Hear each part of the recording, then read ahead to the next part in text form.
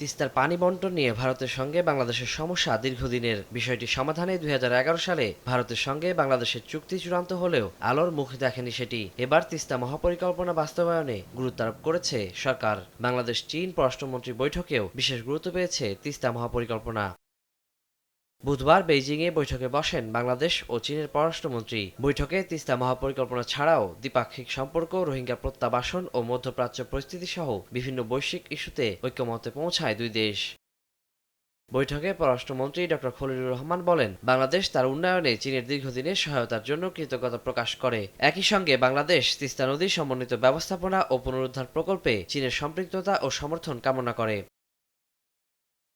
তিনি আরও বলেন, বাংলাদেশের নতুন সরকার চীনের সঙ্গে সম্পর্ক উন্নয়নে জোর দিয়েছে। তাইওয়ান প্রশ্নে বাংলাদেশ দৃঢ়ভাবে চীনের পাশে আছে এবং বাংলাদেশ এক চীন নীতি অনুসরণ করে। এদিকে চীনের পররাষ্ট্রমন্ত্রী ওয়াং ই বলেন, বাংলাদেশের সঙ্গে চীনের যে ঐতিহ্যগত বন্ধুত্ব তা আরও গভীর করতে চায় বেইজিং। চীন তার সক্ষমতার সর্বোচ্চ দিয়ে বাংলাদেশকে সহযোগিতা অব্যাহত রাখবে।